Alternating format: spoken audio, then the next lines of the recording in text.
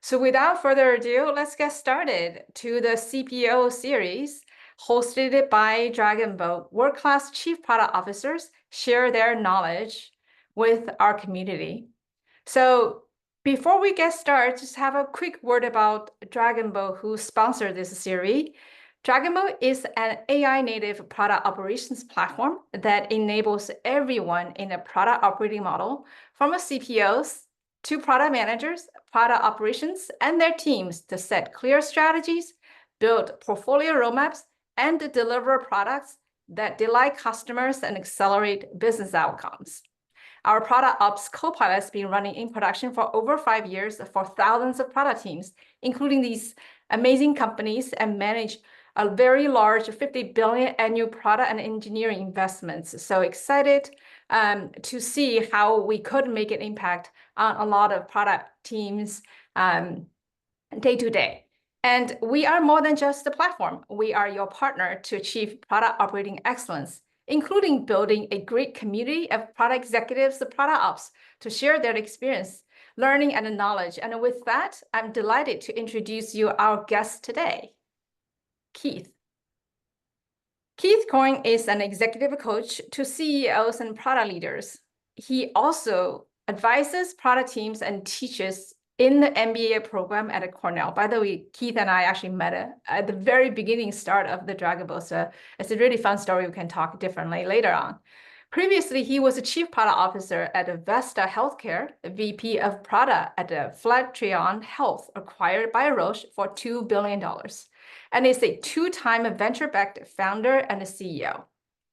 He has also worked as a product manager at Twitter and LinkedIn. Keith grew up in a small town in New Hampshire and attended both engineering school and business school at Cornell. Outside of work, he enjoys traveling with his family and seeking new adventures. He's a chef, an amateur mixologist, and a very amateur cyclist. Keith also has, I want to make sure I said it right, Bulgarian manhwa that keeps him on his toes and requires 4 to 6 miles of exercise every day. So without further ado, welcome Keith. And we are going to cover the topic, making and executing on critical decisions. So I'm going to stop share, and Keith, you can please go take over. Awesome. Well, thank you so much, Becky. Excited to jump in. And as Becky mentioned, I've been a CEO, I've been a CPO, and now I spend a lot of my time as an executive coach working with CEOs and CPOs. And one of the key sets of topics that we frequently end up focusing on is that when you get to the biggest leadership challenges that you faced in your careers, a lot of times you have to reframe what you're working on and what the real purpose of your job and your role is. And one of those is in decision-making. I spend a lot of time with folks that are making critical decisions, and happy to walk through a lot of what I've learned and what I see people that are having a lot of success with this, how they manage it, and some really tactical tips and tricks for you so that you can manage it in your position. And starting off with quick story, when I was at Flatiron Health, I was interviewing a Navy SEAL for a job, and he was at the Graduate School of Business at Stanford and was coming out and wanted to go into healthcare. And the CEO and I were interviewing him, and the CEO said, well, we understand you have all these skills and how amazing you are at what you do. What we don't understand is how that translates to our environment. What can you do for us? Help us understand that. And he thought about it for a second, and then he came back and said, I am very effective at making critical decisions under pressure with limited information quickly.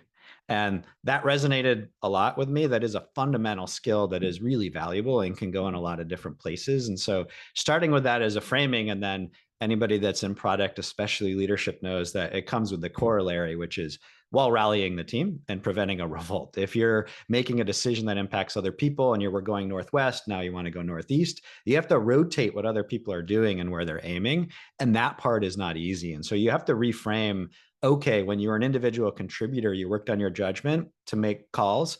And now when you're a leader and you make a call, it's really about the leadership piece and it's about communication.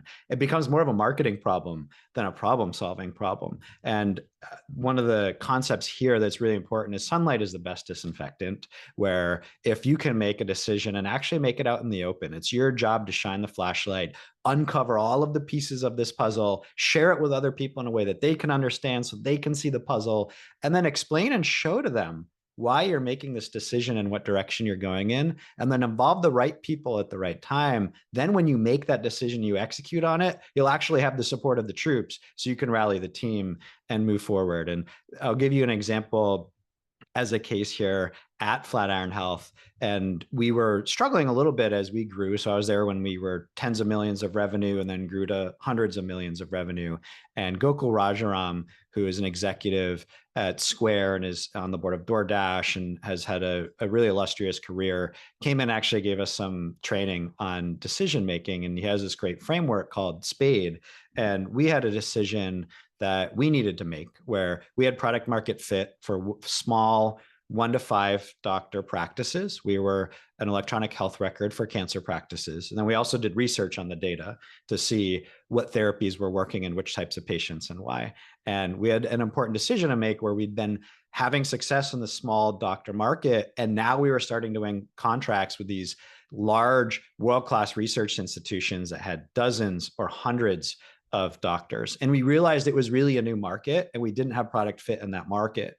And we needed to dig in and figure out, hey, we have a couple contracts where people have signed and we're about to launch, but we know our product isn't quite ready yet. And how are we going to handle that? And we needed to decide, are we going to go enterprise now and really shift our roadmap to support these folks? Or are we going to wait a year and keep working on what we're working on and work on the small doctors because that's our bread and butter at the moment and we're really good at that. It was a critical decision. It was a make or break moment. And so working with Gokul and then coming back with the team, I'll break down this framework and how it worked for us. So S is for setting, and that means really defining the decision that you're making. At the beginning, it was, should we even go enterprise? Should we support these large institutions? And it was very clear to the CEO that we needed to because he was so deep in all of the context. But as VP of product, I was working with a lot of folks where they didn't see all that context and they didn't understand why we had to go enterprise. And so I went and I did a simple Pareto chart, which showed for our practices, what % of patients do they represent?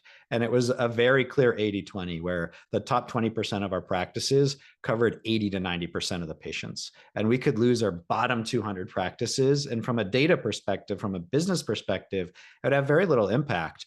But if we lost any of the top 10, it would completely change our business and our approach. And so being able to show that visual and bring in data from different places made it clear that to accomplish our mission as a company, which was to learn from the experience of every cancer patient and then make the next treatment better, we needed to impact as many patients as possible. And when you looked at the market, that meant going with the big practices. Also, they had outsized representation of certain types of patients that didn't go to the small practices. And so that was the setting. And then you move to people, and people is about who do you need to involve from an input perspective? Who do you need to communicate that needs to understand what's happening? They don't have to provide input in the decision, but they need to know because it impacts them. And how are you working through this? And on the people side, we had 3 different pieces. One was strategy, folks that really understood the market so that we could color in that story and share it with people. And then the second part was operationally. If you're launching software in a new area where it's close on whether or not you have product market fit, it's really going to impact them heavily. And then the third part was emotional, where we had grown up, and this is a mission-driven company. We're trying to cure cancer. We're working with these small practices. And a lot of folks were just all in on supporting these small practices, and they never wanted to feel like we were leaving them behind. And that was incredibly important to them. And so taking all of that content, the next part is alternatives. Let's define the options here. And at the beginning, it was, let's go or not go. It felt a little bit binary. And we went back and forth with the team. And ultimately, we got to a point where we said, well, let's have a hybrid approach. Let's take some of our roadmap and push it towards the big practices, specifically operational personas within the company is what we needed to focus on. And then let's delay the go lives. We had signed deals and we said, well, we think it's better if we wait 6 months before we launch you so we can make you successful.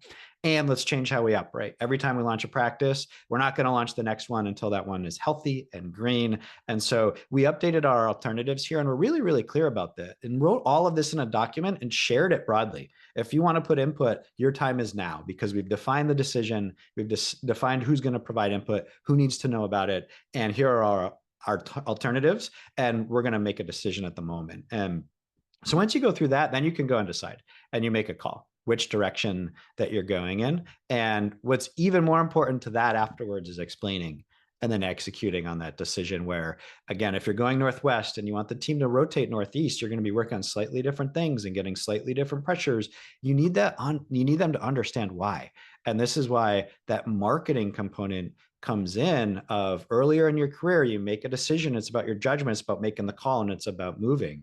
Later in your career, your decisions impact a lot of people. And to get them bought in, you have to think about whether or not they trust the decision that you're making. And if you break trust down psychologically, there's 4 components of trust. There's integrity. Are you honest and just generally a good human? There's intentions. What are you optimizing for here? And so in our case, we had to think about our mission on helping patients. We had to think about our business and profit and be really clear and honest about that. Then there's your competence in your job and your consistency. Consistency means, can people predict what you're about to do and know what's coming next? Because if they can't, they're trying to read your mind, and that drives them crazy. And so as a leader, I'll just assume that you have these top 2, integrity and intentions.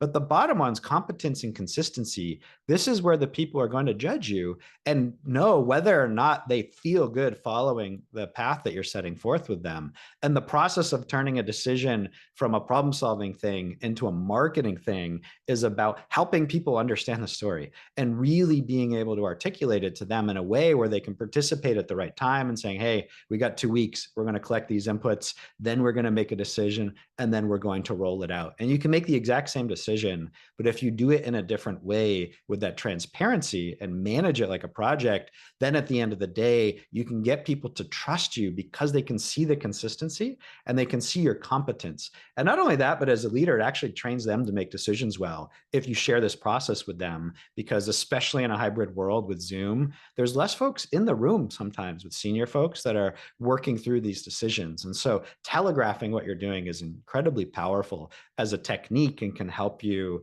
as a leader and as a company make the right call, and then rally the team to support the right call. 10% of your job is making the decision.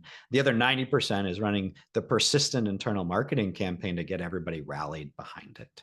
And when you think about balancing conviction and humility in this process, this is something I work with leaders a lot on, where you have to have the conviction to lead the team to say, this is where we're going, and they have to believe in you. On the flip side, you also have to be open to feedback in order for them to believe in you. And so how do you be open to feedback and also have that conviction to really grab the reins and run with it? And my general heuristic for this to think about is that you want to have conviction in the process and the hypotheses. So this is the process that we're running, and this is how we're managing it. And the SPADE framework is a nice mental model to use for that. And then here are the hypotheses that we have and how they line up together. And by the way, if any data in there changes, where you break one of my assumptions because new information comes to light, then we will change the approach. But the logic is really, really strong. And then humility on the outcomes, where anybody that tries to predict the future, especially today when everything is changing, look, that's going to break your credibility right away. But if you have humility in the exact outcomes, but a really, really strong sense of how to operate and the process you're going to go through and the hypotheses that you're making, then you can adjust based on hypotheses changing over time. And if you really think about this as you approach things, then as a leader, you can not only make the right decision, but you can get the support that you need. And so wrapping it up real quick, and then we'll open to Q&A, some key takeaways here. Number one is tell the story, where humans, yeah, we like bullet points, we like data, but we love stories. and stories resonate with people. And so if you illustrate to people what's happening in the market, hey, small practices are getting bought by big practices. So there's actually a trend towards big practices. Big practices represent 80% of the patients in the market, and especially the ones with rare diseases that are having really hard time finding the right therapy. And therefore, going after these large practices enables us to accomplish our mission and do the things that we came here to do. And therefore, it's inevitable. And the question is, what's the path to get there? When you tell that story, then people can start to see it and visualize it as much as you can. You work in a complex system. So break that complex system down in a way that you can show to somebody else. Dragon Boat is a great example of a tool that you can use to say, hey, I need all the puzzle pieces on the table at once in order to show somebody why we're starting in this corner. Because if you can't see the puzzle, there's no way you're going to buy in on the decision. And a lot of people can't see the puzzle because they don't have the context that you have. And you see so many things as a product leader. It's your job to help them see the story. And then the second one is telegraph your moves. Just be clear about what you're doing. Hey, we're going to time box the next 2 weeks. We're getting inputs. If you want to provide input, it's now. And then we've clarified the alternatives. We're going to make a call. We made a call. Now we're going to roll it out. And those pieces of communication are extremely important. And then the third part here is navigating from curiosity to conviction to commander's intent. These are 3 different modes of operating. I stole this from Sarah Leibel, who's the COO at Naya, and recently interviewed her for a podcast. And I really like how she framed that because it's a mental model both internally, but then also that you can share. When you're in curiosity mode, you're just collecting inputs and you're asking questions. And then once you have conviction, you're going to switch and say, now I'm in conviction mode and we're just tightening up our alternatives because we're going to make a call. And I think I have what I need in order to make that call, but we're dotting I's and crossing T's and making it tight. And then eventually at the very end, there's always going to be the last mile where somebody's providing some friction and you've run the process really well. And at that point, it's commander's intent. It's just time to push through and make it happen. And so I will wrap it up there. I've found that if you have the right process and the right mindset around decision making, it can make an incredible difference for you, for your product, for your organization, for your company, and ultimately for your career. Wow, this is this is amazing, Keith. I can't believe how dense the wisdom is and so much to unpack. I'm just barely keeping up with you on all the great stories here. I think we have some audience question, but before that, if I could ask some of the questions, I want to double click some of the topic you actually had covered. Sure. I think let's just start with the last one you actually talk about, which is the last one you discussed is around curiosity to conviction to commander's intent. I think that's incredibly important. Regardless you're a product executive or you're a product manager or product operations, you always going shifting between different modes when you interact with others. Sometimes, I would use example when I worked for executive at PayPal earlier days. He was like one of the he was also earlier in his career as a new executive, and he realized that when he was talking to people, people didn't really realize that is that a question, is it trying to gather information, or is his decision. So there was a lot of confusion around it. I think this is a framework very similar to that. So what are some of the techniques or some of the things you've seen that either your product managers or product leader interact with the others, how they go about doing that? How do they start a conversation with that? What are some of the examples, advices, and breaking this down further? Yeah, I think it's an incredibly important point. And if we zoom out a little bit, this is an example of labeling your behavior, where sometimes you have to be in different modes. But that hurts the mental model of consistency for the people you work with, where in some meetings, if you come in as a leader and you're maniacally in the details and you're pushing and you're making all these things, and sometimes you show up and you're like, this is yours, I'm just here to sip coffee and ask a few questions, then they don't know what they're going to get.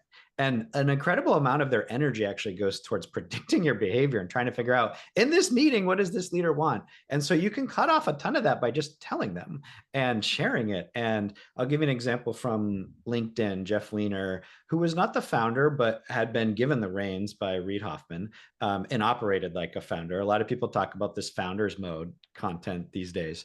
And when Jeff Weiner was in meetings while I was there, he had this, he sounds compelling. He has a lot of context. He'd throw opinions in. And then after the meeting, people would run around and they would change all their priorities because the CEO kind of gave them input. And then sometimes he realized, hey, that's not what I intended at all. I was just brainstorming with you and you went and changed all the priorities. That should not happen. And so he wrote a blog post and came back and told the whole company, he said, okay, look, from now on, I have 3 modes in a meeting. One is I'm just another opinion in the room. And I will tell you that. And you're bringing up these things. I'm a product person. I love talking about it. I have opinions. Take them, but treat them the same as anybody else's, and then make your call and go. And I mean that. And then the second one is a nudge, where you are providing input and you think you have some context and you think you're right, but he still was giving permission to that person to make their own decision, and he meant it. Go live by this, learn, etc. And then the third one is what he called the executive mandate of, I want you to do it this way and I expect you to. And he has that card as a CEO, but if you're really clear about where you're pulling it out and where you're not, then you can label your behavior ahead of time as you're going through what it is, and people know what to expect and how to behave. And he said, and if I'm not clear, by the way, it's your responsibility to ask me and make me clarify, so that then we both know what we're working with. And Scott Belsky at Adobe had a recent conversation with him. He does similar things where there's some, as a designer that runs the whole design team and product team at Adobe, he'll actually dive into the details and say, hey, on this one, I'm holding myself personally accountable, so I'm going to be in the details, extremely so. On this one, I'm going to delegate so that you can understand that.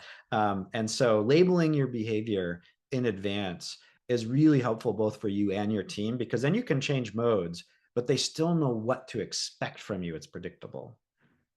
This is super helpful, labeling your behavior. You provide, I think there's another question, really similar style, which is you shared a lot of great stories and examples. If you have details on where to find information, please share with us, so then we can share with the audience who attended or not. We can put it on our website as well, so you can find them. I think there's a similar question around the SPADE decision-making framework, where you find more information around it. Would love to have that information from you as well. Now, related to that, you mentioned about telling the story, and going back to earlier on, you talk about how when you in the company running to sort of critical decisions on whether to go to a larger practice or a smaller one, there are a number of things coming through. Can you share a little bit of how you? I think sometimes product managers or product leaders will be able to find data to make that kind of suggestions. Sometimes they struggle a little bit on that. So how would you go about it if you would, like, if this happened a lot in many companies I went to, this like, should we go this way? Should we go that way?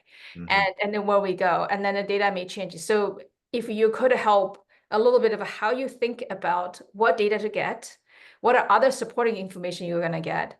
And then obviously we have opinion at Dragonboat because we built a system, but I would love to hear from you how you go about approach this sort of the critical decision and how things coming together. Yeah, there's a couple of things I'd recommend. The data is going to vary radically depending on the situation. It's so situation dependent, but there's some principles that are consistent. And one is understanding the marketplace and the ecosystem that you're working in.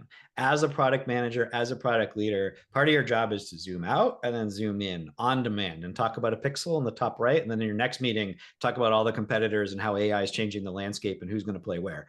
Right. And being able to understand both of those at the same time is super important. And I would say, there's a framework by Todd Jackson on product market fit. He's a partner at First Round Capital that I think colors this in a lot, which is in your product, you're always thinking about the persona, the problem, the promise, and the product. So like, who are you serving and what markets are you in? And then what problem are you focused on? What's your value prop and your pitch? And then how do you actually bring your product to life? And you're going to have different conviction at different points of that at different times. And you're constantly looking at, okay, we were confident in our problem, but now at Flatiron, we have a new persona to focus on. If you're thinking about personas and whether or not you go into that new persona, you probably need a lot of market data to understand, like, is that persona big enough to be focused on? In our case, it was, and it was the most important one. So, okay, we have to go there. How do we get there? And if it's really about the problem that you're solving, then that might be a user research heavy thing of like really getting into the mindset of your customer and that empathy and drawing customer journeys and stuff like that. Maybe less about data and more about time in the field. And then if you're talking about value prop, maybe that's similar. You get into product and you get into some of the details of, it could be A/B testing or design techniques, et cetera. So I think there's different tools for each of those. Persona tends to be very market focused. And then when you get into problem and value prop, it tends to be very user research focused. And then product is a lot about usage data and things like that. That is very, very cool. And I want to use this opportunity also just to bring up a diagram, which sort of connect the pieces together. I'm not sure you get a chance to see that before. We call it the product operating model, where you can see sort of the strategy and outcomes connect to your product roadmap. Now, these are not one direction, they're actually two directions, meaning, like you said, when you look at your the example you use, sort of the larger practice versus the smaller ones, you actually look at the number of patients, not just by the accounts, right? Accounts is different, but if you look at the number of patients, you realize that the 80-20 rule actually had a flip. So if that aligns with your mission, then it would more drive for the larger number, most of the patients you can affect their health, then it really helps you make decisions. Now, that's definitely the conviction based on the data. There's another part of that I want to highlight a little bit as well, because you did mention there's a conviction that's based on process and hypothesis. There's also, you have to be open to change based on the outcome. And that's something that we definitely at DragonBoat focus on a lot as well, to say, you have a strategy, which is always a hypothesis, right? It's based on some data, you have a hypothesis, and then you go ahead to start building your roadmap. As you come through, you may realize that it may go the direction you want it to be, may not be going through the direction you want to be. Like in your example, actually did go through. So in some other cases, actually didn't. So when you can tie your product to the outcome you're going to drive and realize that may or may not be the things you move, you make changes. So would love to hear an example if you have anything handy to say, when and how you make changes on the direction and you want to move because your strategy is no longer, how do you make that change? I know you talk a lot about the change of the team, change of the roadmap, marketing, but talk a little bit about the decision process. How do you look at the data? Yeah, and this has changed for me actually recently, where I think the world is moving at a faster pace than it has in the past in terms of rate of change, which means that I think you have to revisit your assumptions more frequently than in the past. And in the past, we had a 3 to 5 year timeline where the technology paradigm would shift completely and you had to reinvent yourself. And now that's shrinking and shrinking and shrinking. And so assumptions that used to last 3 years maybe only last 6 months now. And I like how you frame this, because then you can take all the pieces and pull it together. And OKRs are one framework a lot of people use. I think that's a really nice way to try to do this, where your mission should probably never change. This is why we are here, and this is what we're fundamentally focused on. You may tune how you articulate it, but the fundamental thing is not going to change. And then you have your strategy. How do we delight our customers and differentiate from people in the market to build a moat and generate margin for our business, and your pillars of investment that bring that to life? And then you have your tactics, the individual things that you're doing. And so tactics, I think, should change constantly, but should change under the light of a strategy. Maybe 70% of your energy is going into products that drive value today, and 20% are going into products that are going to come out next year, and 10% are venture bets. If you're a bigger company, if you're a startup, maybe you only have 2 bets to place and you're all in. And so it really depends on your situation. But I'd say tactics, you should be constantly open to changing. Strategy, hopefully you get them right, and hopefully you're not changing it very frequently. But you probably need to zoom all the way out and revisit quarterly, every 6 months, every year, depending on the maturity of the business. And then mission and vision, you're maybe just seeing if it's properly resonating, but hopefully not changing it much. Right. That makes a lot of sense. And I really want to call out something that you mentioned, right? Before, it's probably okay. You don't have a system, use a spreadsheet, you can do 3-year planning. Now, with the rate of a change, you just don't have the luxury. You really need to be able to continuously evaluating at least your tactics, say it's moving the direction you want or not. So it is so rich content, barely can keep up. Our audience agrees as well.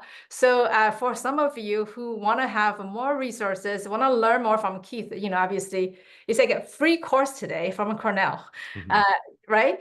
And, obviously, Keith on LinkedIn. I know you also have a really good podcast. Would you like to take a minute to share what it is? Well, sure. You can find it at Executives Unplugged. And also I'm at kc.coach is my website, on the podcast. I'm very interested in leadership, as you can tell, and particularly helping people get outside of the bubble of just finance and tech. And so on the slate of interviews coming up, it's people that run restaurants, that run Broadway show productions, that run sports teams, that are all over the place. But it's all about how do you perform as an individual, and then how do you get the most out of your team from a teamwork perspective. And so I'm having a lot of fun over there. And if you're interested in this type of content, I like sharing things for free, and that's one of my outlets for getting free content out there. This is awesome and paid it forward, Keith. I really appreciate you sharing. And for some of you who want to learn a little bit more about DragonBoat, here's the link. Go check it out. Also, you can go to dragonboat.io/CPO. With that, we conclude today's CPO series. And thank you so much, Keith. And thank you for you all tuning in today. We'll make it available online as well, so we get additional resources from today's session. So thanks, Thank you, everyone. everybody. Until next time. Bye-bye.